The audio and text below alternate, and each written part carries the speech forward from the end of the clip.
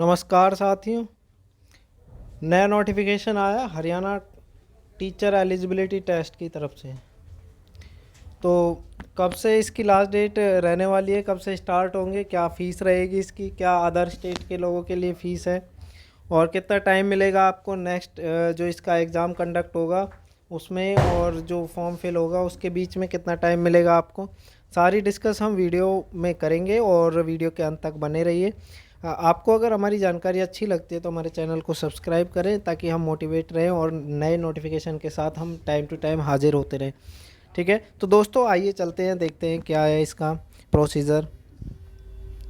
तो board of school education Haryana Bhiwani HBSC की तरफ से नोटिफिकेशन है। ठीक है, उसी की साइट से फॉर्म फिल होता है। HTET test 2024 apply online by assessing boards website. ठीक है, बोर्ड की वेबसाइट के द्वारा आपको इसको फिल करना है। तो सबसे पहले फ़ीस स्ट्रक्चर की बात करेंगे HTET की।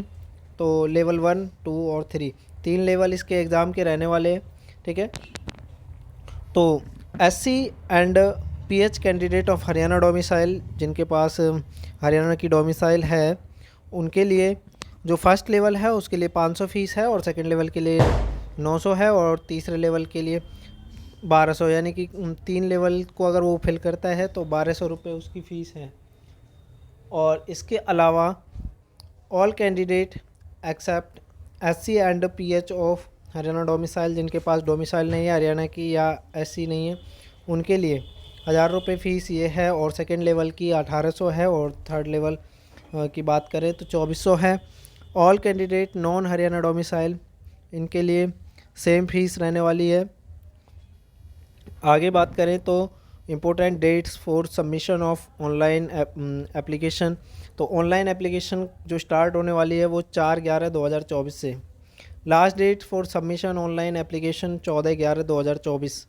ठीक है, करेक्शन की बात करें तो 15/11 से 17/11 तक आपको टाइम मिलेगा, 2 दिन का।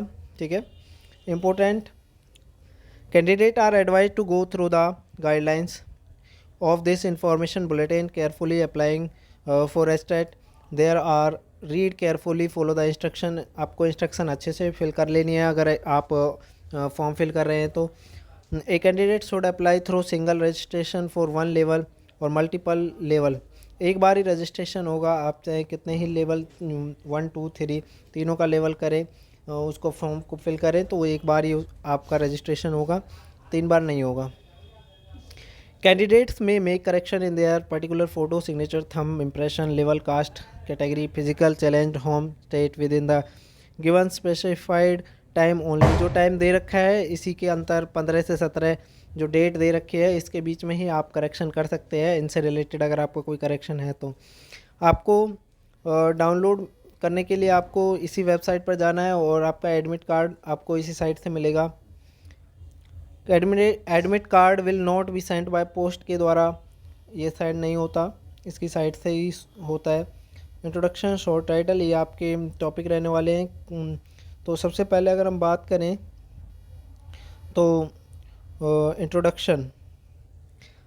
इंट्रोडक्शन में बात करें तो HTET be conducted by this board in accordance with these guidelines such other regulations instruction led by National Council for Teacher Education, Department of Education Haryana. Short title इसी को HTET के नाम से भी जाना जाता है और board of school education Haryana की तरफ से कंडक्ट होता है। ठीक है, क्वालिफाइंग एग्ज़ाम, ये आपको क्वालिफाई करना पड़ता है ओनली।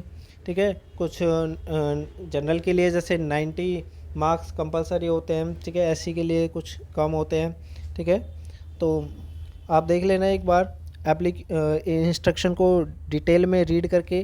ठीक है, बाकी मैंने इम्पोर्टेंट आपको बता दिया है।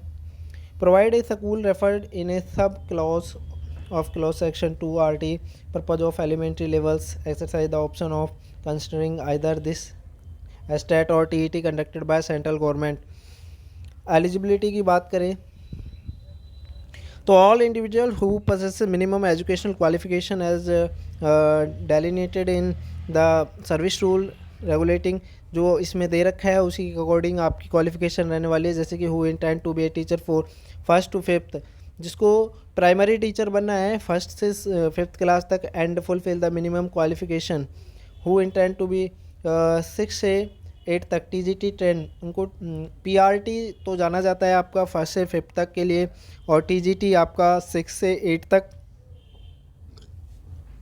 और पीजीटी की बात करें तो आपको पोस्ट ग्रेजुएट टीचर, जो कि आपके 8 से ऊपर जो टीचर लगते हैं वो पीजीटी के नाम से लगते हैं, ठीक है। कभी कभी टीजीटी 10 तक भी माना जाता है, ठीक है। तो बात करते हैं पीआरटी की। इसमें आपका जो क्वालिफ़िकेशन है उसमें आपकी जेबीटी वगैरह और ग्रेजुएशन चाहिए होती है, या +2 आपकी चल जाएगी, ठीक है।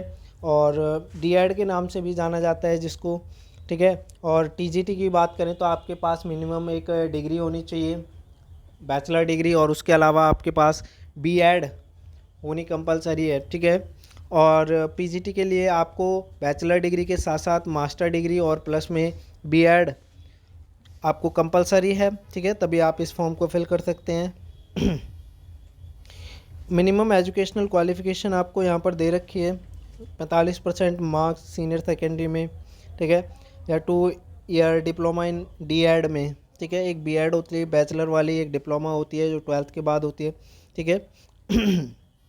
या फिर सीनियर सेकेंडरी में 50% मार्क्स एंड पास्ड और appearing final year 4th year bachelor of BEd, ठीक है ना। सीनियर सेकेंडरी और graduation and passed 2 year diploma in elementary D Ed और matric with Hindi Sanskrit, senior secondary graduation post graduation with Hindi as one of the subject, ठीक है।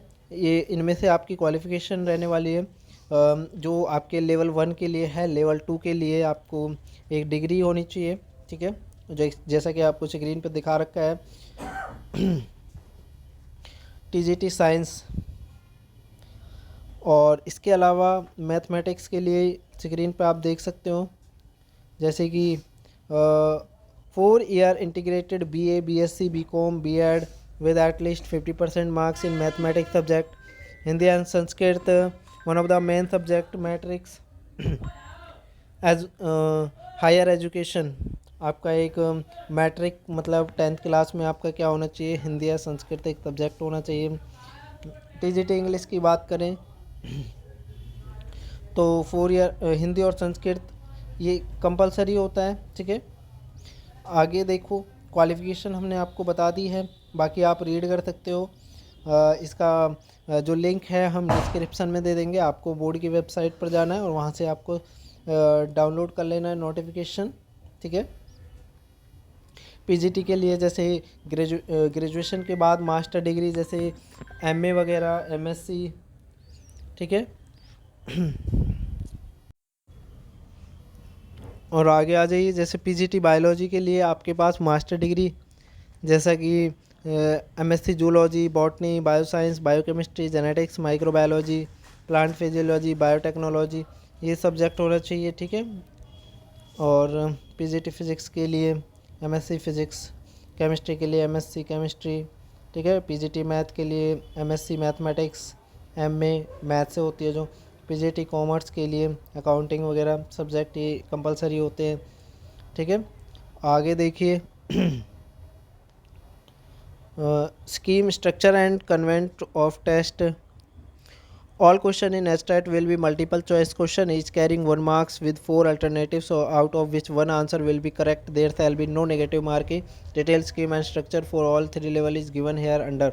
तो आपका जो है वो 4 ऑप्शन रहने वाले हैं इसके एग्ज़ाम में, ठीक है। मल्टीपल चॉइस MCQ क्वेश्चन रहेंगे, कोई नेगेटिव मार्किंग नहीं है इसकी।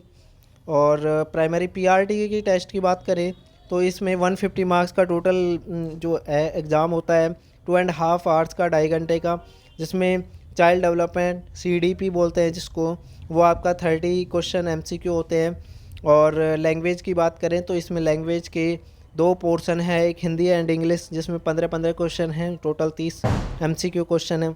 जनरल स्टडीज़ की बात करें तो क्वांटिटेटिव एप्टीट्यूड है, रीजनिंग है, इसमें 30 क्वेश्चन हैं। और Haryana GK awareness 10 MCQ। Mathematics की बात करें तो 30 MCQ और एनवायरमेंटल EVS बोलते हैं जिसको, उसके 30 क्वेश्चन जो कि सेम ही पैटर्न में सेम मार्क्स के हैं, 150 मार्क्स के 150 क्वेश्चंस।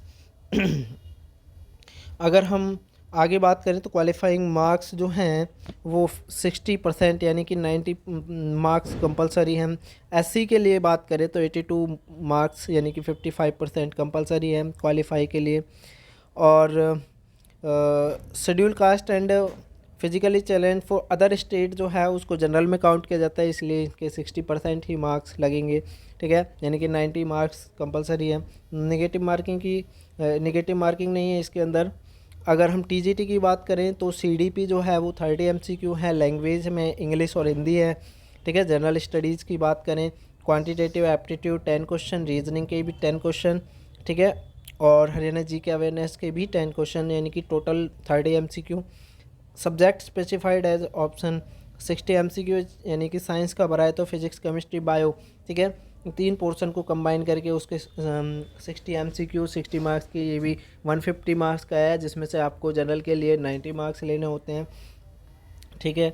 आगे देखो, जनरल के लिए 90 मार्क्स हैं, शेड्यूल कास्ट के लिए या फिजिकली चैलेंज के लिए 82 मार्क्स हैं, और शेड्यूल कास्ट चाहे वो किसी भी अदर स्टेट का है तो उसके लिए जनरल में काउंट होगा, उसके लिए 90 मार्क्स ही कंपलसरी हैं। और अगर हम आगे बात करें तो PGT के लिए CDP 30 MCQ, language Hindi and English 15-15 यानी कि 30 MCQ।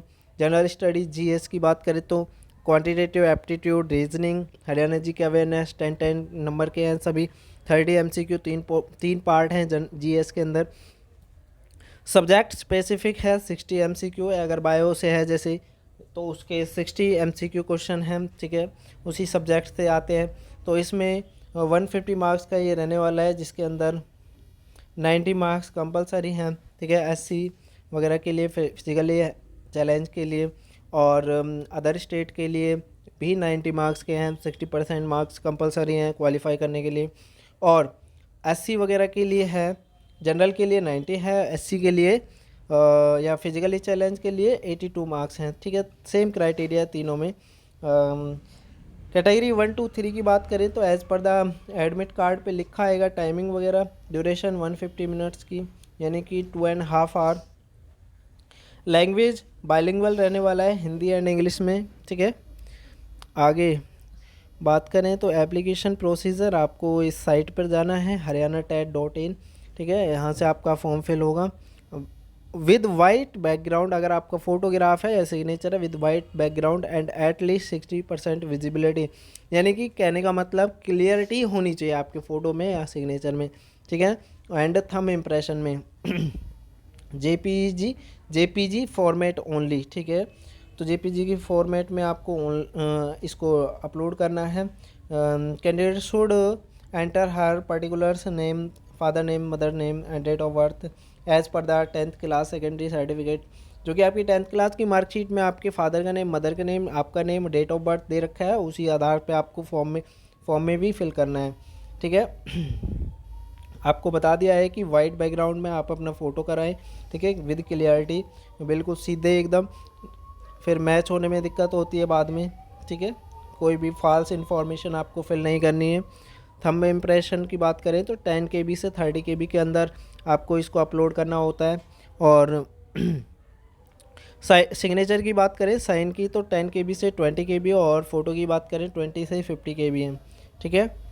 Name of the examination pen paper based है, ठीक है। Mode of the examination pen paper based, यानी कि पेन से आपको सॉल्व करना, ऑनलाइन ऐसा नहीं है कि CBT है, ये CBT नहीं है, ठीक है।